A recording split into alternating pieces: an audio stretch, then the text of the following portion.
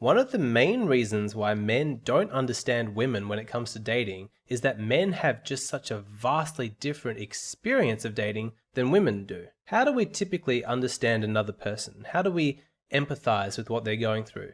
We listen to their description of their reality, and then we draw upon our own experiences, our similar experiences, so that we can imagine what it's like to be them, that we can put ourselves in their shoes. But when it comes to dating, men and women have such different experiences that it's difficult for men to begin to even imagine what it's like to be a woman. I want you to watch this footage. It's a woman describing a phenomenon that is rare for men but commonplace for women. Is it common for women to have backup men in her life, like guys she knows have romantic interests in her, that she keeps around as friends? In my opinion, yes. Because it's nice to have a backup just in case, or if you're feeling like shit some days and you get a message from someone who you know is attached in a way to you, it does make you feel better about yourself. And as horrible as it is, like, I try to not do it, but you do, and you do feel better when you have that person you can rely on, even though you're not there as much for them as they are for you. Women have backups. Women have men in the background, men who she knows likes her, but she isn't sure about. But maybe she's feeling a bit bad about herself one day, maybe she's been single for a bit too long, and there he is. She'll keep them around because they serve a very important purpose.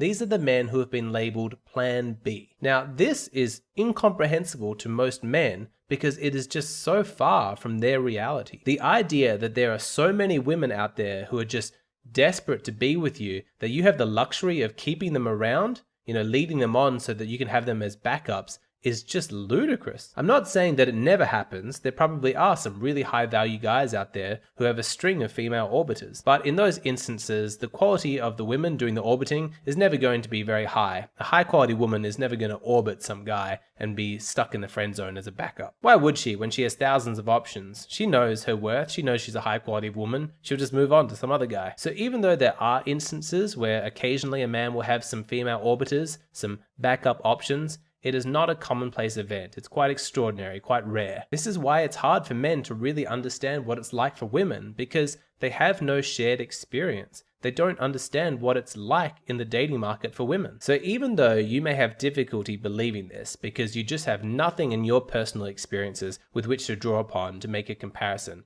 let me tell you something that is an absolute fact. Women, even average, medium value women, all have men in reserve. Guys that they can call at any time for emotional intimacy, lovemaking, even a relationship. Most women have more than just one. She has in the back of her mind, I know he likes me. I know he likes me, or I know he's always liked me. She has this list of guys, and any one of them she could call and probably be in a romantic relationship tomorrow. Now, men just cannot understand that level of abundance. For them, it just doesn't exist. Men's dating experience is not defined by abundance, it's defined by scarcity. And that's one of the reasons why so many men are vulnerable to one-itis, that disease where you just become infatuated with one girl, obsessed with her, because for a lot of guys, they might feel that that girl is their only viable dating option. Now, this is not going to be a video where I talk about how unfair the gender imbalance is when it comes to dating, because this is not a channel for complaining. This is a channel about education. It's about taking action. It's about the practical steps that you can take in order to inform yourself about how all this stuff works and increase your chances of getting into a relationship with a high quality woman. I want to offer practical advice, and in this video, I want to explain the best way to deal with all of the male orbiters that your new girlfriend might have. You start a new relationship. You like her, she likes you, everything's going great, but you discover that she has something that you don't. She has a long list of backup men who she could call upon anytime the relationship goes south. Maybe she calls these guys friends, maybe they're ex-partners. Whatever it is, you know the true purpose of why they're there and still in her life. You know how men are, you know what they're up to. Even if she's ignorant of their true intentions, or let's be honest, feigning ignorance, we all understand the reality of what's going on. These are guys who are interested in your new girlfriend, and they may have been a part of her life long before you came onto the scene. And they resent you for having what they've always wanted. They're going to try and undermine your new relationship. They may pretend to be her friend, or they may even pretend to be your friend, but make no mistake, these men are your competitors. If you leave this unchecked, they're going to be a toxic influence upon your relationship. I'm going to tell you how to handle it. First, I want to tell you about my most recent Patreon exclusive content, and it's all about masturbation. It's about how often men do it, how often women do it, how women feel about men who masturbate, plus a whole bunch of other conversations on that particular topic. This video was inspired by a question I received on Patreon, so if you have a question that you've always wanted to ask me, you want me to make a video about, go on over to Patreon and sign up. You can watch this video, you can watch a whole bunch of other exclusive Patreon-only content. It only costs $5 a month and you get access to everything. I'd love to receive your support. Okay, back to orbiters and all of the men that your girlfriend has kept around as backups, and how to handle that situation so that they don't undermine your relationship. So if your girlfriend is actively leading these men on because she likes the ego boost that she's getting, if she indulges the selfish pleasure of having these guys and toying with their emotions, then that's really cruel. That's a red flag, and a woman like that, I recommend you move on from. The advice in this video is more for men who are dating a high quality woman, the kind of woman who isn't actively encouraging these guys, but perhaps because they're persistent or because they've never actually made their romantic interests explicit, then she can't really reject them. Maybe she's just a sweet girl, maybe she's a bit of a coward, that's one of her few flaws, but she's never really had the courage to actually tell these men no. It's not ideal, of course, that she has all of these orbiters, but that's just the reality of the situation. A high quality woman, a highly desirable woman, is likely to have them, so this is how we deal with it. Let's start with what not to do.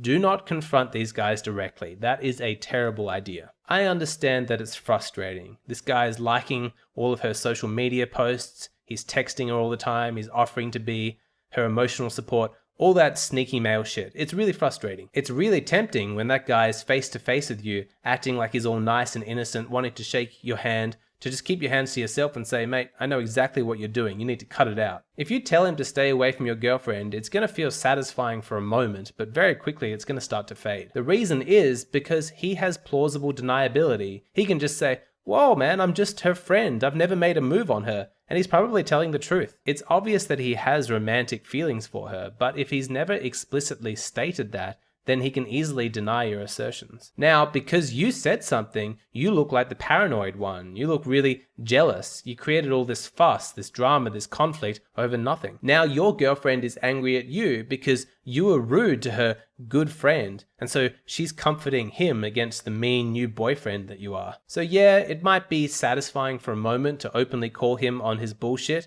but that satisfaction's quickly going to fade, because you weren't smart about it, and when dealing with this, you need to be smart. You need to handle this one directly with your girlfriend, and the goal here is to create a mutually agreed upon frame so that the both of you see these men in the same way. This can be very, very tricky, so you need to tread carefully here. Eventually, what you want her to do is to explicitly acknowledge that these men are not real friends. They're orbiters, they're backup men. These are men who weren't desirable or attractive enough to get into a romantic relationship with her, and so she just kept them in the background. If you can get her to that point where she openly admits that to herself and then to you, then you've won because the frame is clear. You are a legitimate boyfriend choice. They aren't. The two of you have a mutual understanding about what role these men have played in her lives, and at that point, the threat has been eliminated. Now, there are 3 obstacles that you need to overcome when broaching the subject with her. There are 3 fears that she needs to move past. 1, she doesn't want to lose them, not as friends and not as potential backups. 2, she doesn't want to feel guilty, like she's doing something wrong, like she's leading them on. She doesn't want to feel like you're judging her. And 3, she doesn't want to have a fight. She doesn't want to feel like you're threatening her or that you're jealous or insecure. So how do you talk about it?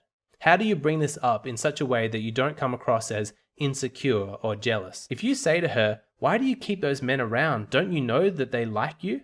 Well then, first off, you're brimming with insecurity and jealousy. 2, she's going to feel extremely judged. And 3, she's going to be really nervous that you're going to forbid her from seeing her good friends again. You need to remember that even though this experience of having multiple orbiters and backups is completely foreign to you because you're a man, this is what is normal to her. It's always been this way, and it's probably always going to be this way. If she's a high quality woman, then occasionally men are going to take a shot. You need to get comfortable with that. You can't be threatened every time a man shows interest in your partner. If she's desirable, it's going to happen. So this is important. You need to show her that you get it, that you completely understand. She's an attractive woman. Of course she's going to have male friends who secretly like her. You expect that. That's normal. If you mention it, it's more like, I only think relationships are worth it if it's with a genuinely special person. That's the only time I would want to be in a relationship. I mean, we both know you can get in a relationship anytime, there's always going to be people out there, but what's really special is if you have a deep, genuine connection with someone. The framing here is really important because you're demonstrating that you understand that it's an option available to her. If she ever wants a relationship, she can always lower her standards. You can even say that to her and laugh about it, I bet you know a bunch of guys who, if you just call them up and said, let's be in a relationship, you should be my boyfriend, they'd just come running to you straight away. She'll laugh and she'll say, yeah, I guess I do. I do know guys like that. And you'll nod and you'll laugh and you say, yeah, but it's not tempting, is it?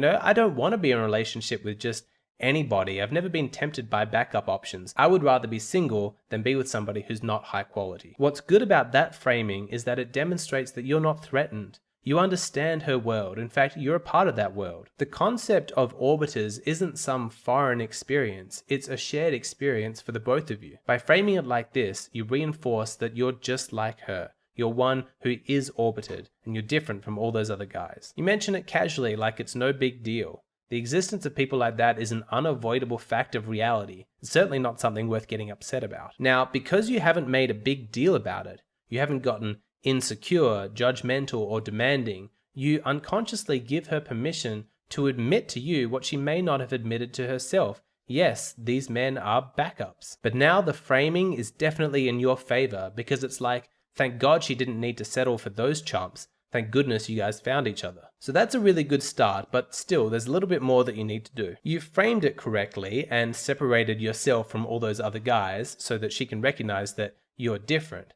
But still, on a practical level, it's just going to be frustrating to have these guys hanging around when you see them out at parties or social events and they're giving her extra long hugs and all that sneaky stuff. Again, what you don't want to do is confront those guys directly. Instead, you need to speak to her. After the evening's finished and you guys are walking home together or in the car, you should mention that you feel sorry for these guys. She'll ask why, and you'll say, well, I want everybody to be in a relationship. I want them to be happy, and it's sad to see these guys still pining after you when they've got no chance. I really wish they'd be able to move on and find a partner who's right for them, somebody who could make them happy. You see, you're not speaking out of jealousy here, you're speaking out of compassion.